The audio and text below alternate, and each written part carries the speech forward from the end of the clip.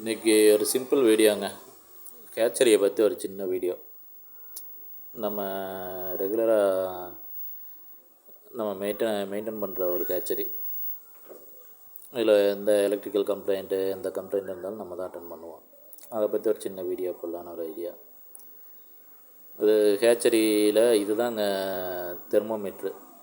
Temperature, primary, secondary and humidity மூணையும் control பண்ணுறதுக்கு இந்த மீட்ரு வச்சுருப்பாங்க. எல்லா சட்டருக்கு மேலேயும் அந்த மீட்ரு இருக்கும்.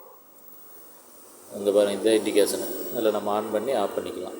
செட் பண்ணி கரெக்டாக டெம்பரேச்சர்லாம் மெயின்டைன் பண்ணுவாங்க. இது டர்னிங் மோட்ரு. உள்ள முட்டையை ட்ராலியில் லோட் பண்ணி வச்சிட்டோம்னா இது டர்னிங் ஆகும். ரைட்டு லெஃப்ட்டு டர்னிங் ஆகும். அந்த டைமிங்க்கு கரெக்டாக ஆட்டோமேட்டிக்காக டர்னிங் கரெக்டாக அந்த முட்டை வந்துட்டு சேக் ஆகும். ஒரு டைமிங்க்கு இது அளவுக்கு சேக் ஆனால் தான் அது முட்டை சிக்ஸு கரெக்டாக நல்ல சிக்ஸாக குவாலிட்டியான சிக்ஸு நமக்கு கிடைக்கும். இது ஹீட்டர் காயில்.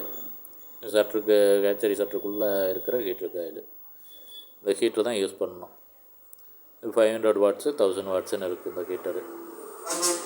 இந்த ஹீட்டர் டைமிங் எல்லாம் ஆன் ஆஃபு தெர்மோ மீட்டரில் நம்ம எவ்வளோ செட் பண்ணுறோமோ அதுக்கு தகுந்த மாதிரி இந்த ஹீட்டர் ஆன் ஆஃப் ஆகிடும். ஆட்டோமேட்டிக்காக ஆன் ஆஃப் ஆகிக்கும்.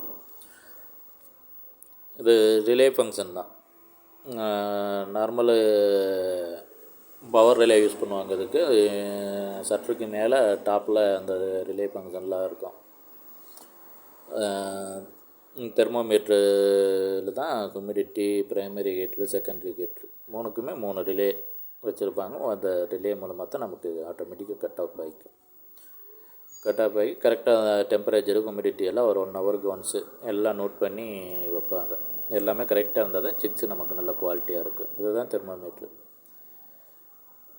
ஒரு சட்டரில் ஒரு 3 தெர்மோமீட்டர்லேருந்து 4 வரைக்கும் வச்சுருப்பாங்க.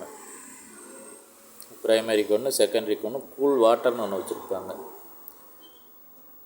ஹியூமிடிட்டிக்கு ஒன்று, 4 தெர்மோமீட்டர் இருக்கும். அது கரெக்டாக அந்த ஹியூமிடிட்டி, டெம்பரேச்சர் எல்லாமே கரெக்டாக மெயின்டைன் ஆனால் தான் ஒரு 85 டிகிரி மெயின்டைன் ஆனால் தான் உங்களுக்கு சிக்ஸு நல்லா வரும். அது நமக்கு சட்டரில் ஒரு 10,000 முட்டை லோட் பண்ணுவாங்க. அது 19 டேஸ் சட்டருக்குள்ளே இருக்கும் முட்டை.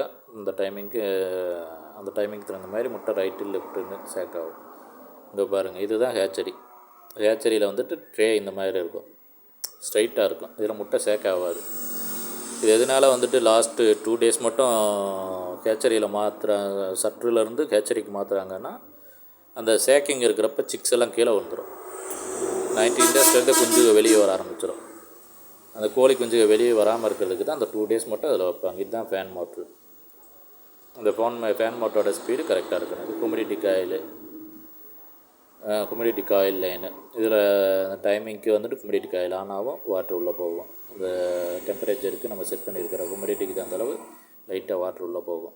அதோட ஹீட்டு நமக்கு போகிறப்ப அது ஹியூமிடிட்டி மெயின்டைன்